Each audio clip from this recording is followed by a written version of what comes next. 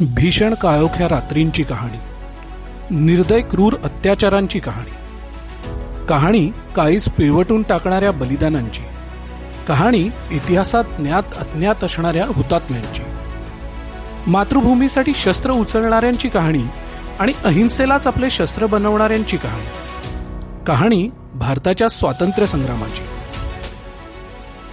1820 साली मराठ्यांच्या पाडावानंतर पाहता पाहता सारा देश ब्रिटिशांच्या घशात गेला. पारतंत्र्याचे सावट आले आणि असंतोष धुमसू लागला. आणि यात पहिली ठिणगी पडली ती मंगल पांडेंच्या रूपाने. गाय डुकरांची चरबी लावलेली कारतुसे निमित्त मात्र ठरली आणि 1857चा रणसंग्राम पेटला. वक्त आने पर बता देंगे तुझे आसमां, हम अभी से क्या बताए क्या हमारे दिल में है. मुघल बादशाह बहादूर शाह जफर आणि नानासाहेब पेशव्यांच्या नावाने भारतीय तलवारी एकवटली आणि मिरतला सुरू झालेल्या या वणव्याची धग पाहता पाहता बिठूर, कानपूर, लखनौ, दिल्लीपर्यंत पोहोचली.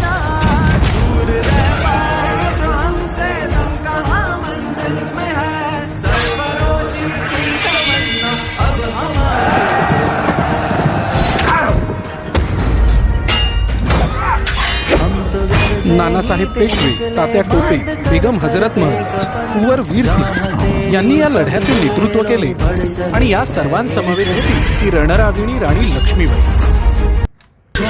छोड़ चले हम झांसी के मैदानों में, जहां खड़ी है लक्ष्मीबाई मर्द बनी मर्दानों. इंग्रजांनी 1857चा उठाव निर्दयतेने दडपला. सुमारे 1.5 लाख भारतीयांनी आपल्या प्राणांची आहुती दिली.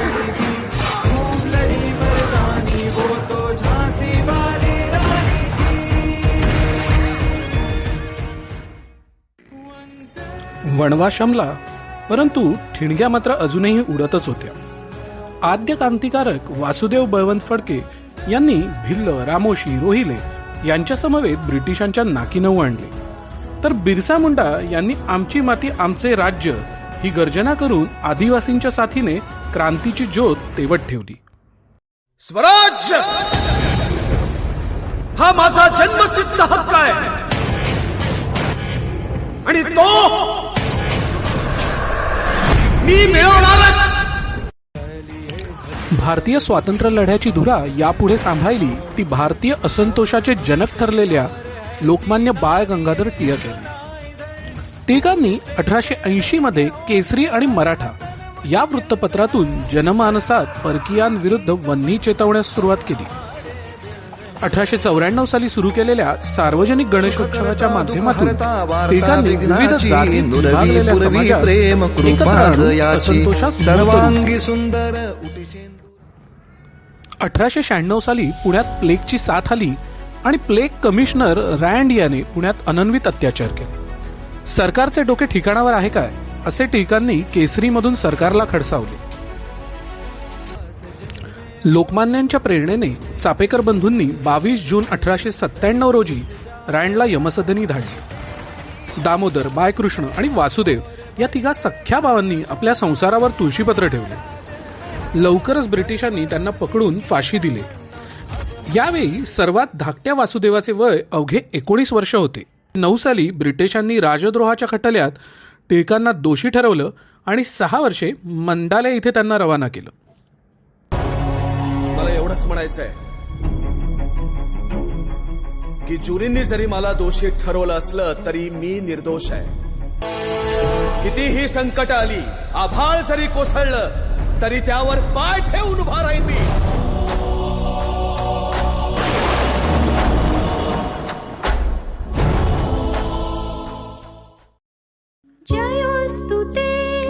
जयोस्तुते श्री महान्मंगले शिवास्पदे शुभ. 1899 मध्ये स्वातंत्र्यवीर सावरकरांनी अभिनव भारत संघटनेची सुरुवात केली आणि क्रांतिकारी चळवळ वेगळ्याच उंचीवर पोहोचली. सावरकरांच्या प्रेरणेने मदनलाल धिंगरा यांनी कर्झन वायलीचा खून केला. ह्या वीराने इंग्रजांचे राज्य, त्यांचे कोर्ट सगळेच धुडकावून लावले. स्वतःच्या सुटकेसाठी साधा वकीलही केला नाही आणि तो हसत हसत फासावर चढला. नाशिकला 18 वर्षांच्या अनंत कान्हेरे यांनी जॅक्सनचा वध केला. ब्रिटिशांनी सावरकरांना 50 वर्षांच्या काळापाण्याच्या शिक्षेसाठी अंदमानला धाडले. स्वतंत्रते भगवे अधम रक्तरंजिते, हे अधम रक्तरंजिते सृजन पूजिते, हे अधम रक्तरंजिते सृजन पूजिते. श्री स्वतंत्रते स्वतंत्रते श्री स्वतंत्रते. 13 एप्रिल 1919 दिवस बैसाखीचा. अमृतसरच्या जालियनवाला बागेत हजारो सत्याग्रही जमले होते. निशस्त्र अशा भारतीयांवर जनरल डायरने बेछूट गोळीबार केला आणि हजारो पुरुष, महिला, लहान मुले मृत्युमुखी पडली. या नृशंस हत्याकांडाने भारतीय स्वातंत्र्य लढ्यास एक निराळीच प्रेरणा मिळाली. एकीकडे सरदार उधमसिंह यांनी लंडनमध्ये जाऊन जनरल डायरची हत्या केली आणि त्याच वेळी या हत्याकांडाने हजारो भगतसिंगांनाही प्रेरणा दिली. गांधीजींनी 1921 साली असहकार आंदोलनाची सुरुवात केली.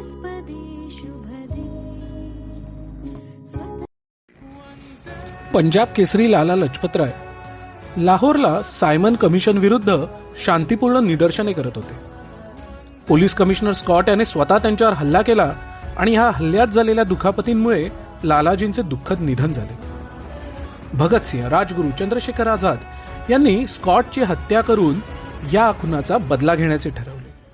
परंतु सॉन्डर्स नावाच्या अधिकाऱ्याचा यात नाहक बळी गेला. भगतसिंह, सुखदेव, राजगुरू, चंद्रशेखर आझाद, रामप्रसाद बिस्मिल, सूर्यसेन, अशफाक उल्ला खान अशा कित्येक क्रांतिकारकांनी आपला लढा चालूच ठेवला होता. परंतु क्रांतीची ही मशाल सर्वसामान्यांच्या हाती देऊन ठेवावी या उद्देशाने भगतसिंह आणि बटुकेश्वर दत्त यांनी दिल्ली असेंब्लीमध्ये बॉम्ब फेकला आणि स्वतःला अटक करून घेतली.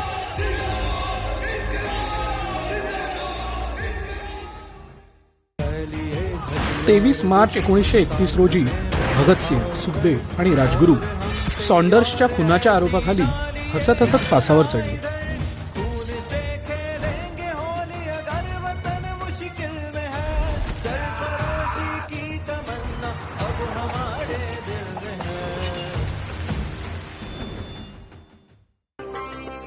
वैष्णव जन तो तेने कहिए जे, पीड़ पराई जाने रे. टिळकांनंतर गांधीजी भारतात एक सर्वमान्य नेतृत्व म्हणून उदयास आले. 12 मार्च 1930 रोजी साबरमती ते दांडी अशी गांधीजींनी दांडी यात्रा सुरू केली आणि मिठाचा सत्याग्रह केला. आणि पाहता पाहता देशभर लहान थोर सर्वच या सत्याग्रहात सामील झाले. यात स्त्रियांचा सहभागही लक्षणीय होता. आणि इथूनच सविनय कायदेभंगाच्या चळवळीची सुरुवात झाली. याबरोबरच गांधीजींनी पुन्हा एकदा स्वदेशीचा नारा दिला. इसवी सन 1942. आता भारतीय स्वातंत्र्य लढा अंतिम टप्प्यात आला होता. भारत छोडो आंदोलनाची सुरुवात झाली होती आणि स्वातंत्र्य दृष्टीपथात आले होते.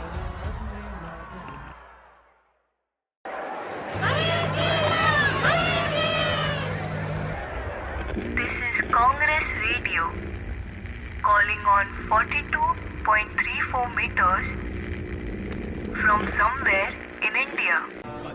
अशावेळी नेताजी सुभाषचंद्र बोस यांनी जपानच्या सहकार्याने आझाद हिंद सेनेची स्थापना केली आणि आझाद हिंद सेनेने ब्रिटिशांविरुद्ध युद्ध पुकारले.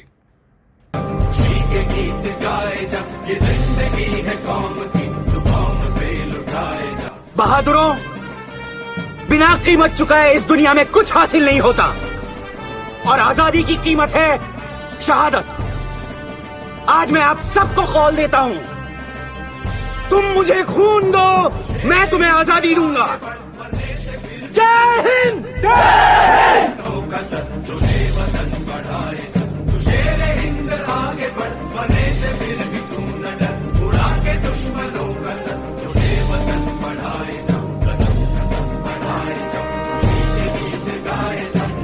आणि या सर्वांच्या बलिदानाने 15 ऑगस्ट 1947 दिवस उजाडला आणि भारतास स्वातंत्र्य मिळाले. Long years ago, we made a tryst with destiny, and now the time comes when we shall redeem our pledge, not wholly or in full measure, but very substantially. At the stroke of the midnight hour, when the world sleeps, India will awake to life and freedom.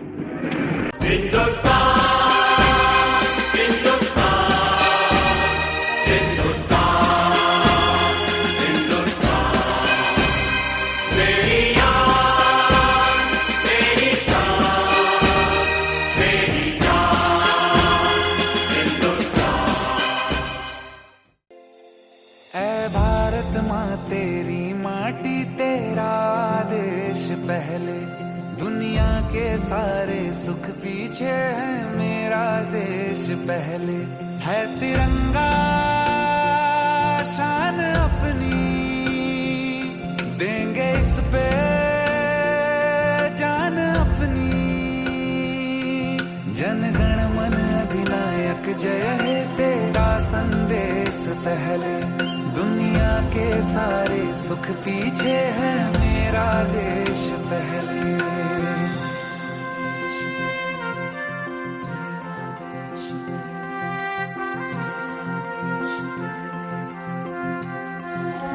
इतिहासास ज्ञात अज्ञात असलेल्या या सर्व वीरांचे स्मरण करून आपण आपल्या भारतभूमीस उन्नत प्रगत बनवू, कायम राष्ट्रप्रथम ही भावना ठेवू। वंदे मातरम। तू धरती है तो डोल जा।